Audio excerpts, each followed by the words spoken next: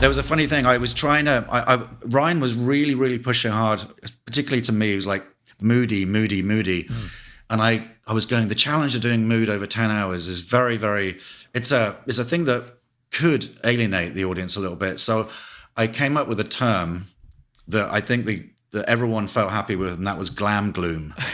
So I love that. I was trying to create this huge balance of like making it gloomy when it needed. Of course, you know, it's a show of ups and downs. So there's definitely bright areas. We have the what is it? The Newsweek offices that was this, you know, the bullpens that was our kind of version of the Washington Post. Yeah.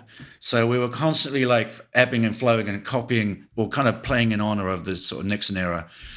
But yeah, glam gloom was a thing that I just constantly kept kind of remembering on the day.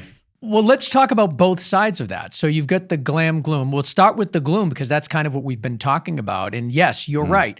DC really does almost kind of get a bad rap in TV. I almost feel bad for DC a little bit because it's such a beautiful city, but it's always represented in this dark gray, awful place. You know, I almost got some vibes of like House of Cards, not necessarily from like the camera movement or anything. I feel like their shots were really wide, and there was a lot of like static in that, and there was a lot of like the camera was just plopped there. There was a lot of done in the blocking, but the color, the treatment of the color felt a little like early seasons of House of Cards for me.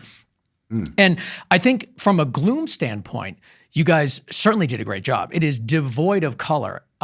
It also has that claustrophobia, like we discussed. But the glam, like, how are you incorporating a glamour into the gloom? I think that's such a great phrase. Good question. I don't know if I can answer this in a. Well, it's your term, so you have to. It was more like I said earlier, because it's a female perspective story, and you know, Monica particularly, I wanted to treat her respectfully, and I wanted to keep a sense of gloss to her world a little bit. And then you had this very different world, which was Linda Tripp, which, as you know, is played by Sarah Paulson, just complete, massive, brilliant transformation. Unbelievable. She had a very different world. When she came home, it was kind of drab and very much claustrophobic, and more about shadow and her sitting in her chair and smoking a cigarette lit by a television, you know. But Monica Lewinsky has this, you know, this issued apartment that the government gave her, the Watergate apartments, and it has this big, vast view. It has a slightly restricted view, but it still has this kind of like, there's a world out there for Monica, and I felt like that was the balance of like the kind of glam factor. I guess was just, it's a difficult thing to balance because you want to make it feel real, but you want the actors and the characters particularly to be appealing, I guess is the word.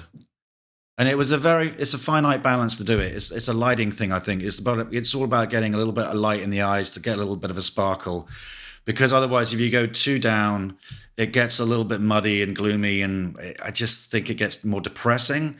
Whereas I was constantly trying to kind of keep a balance of light and dark.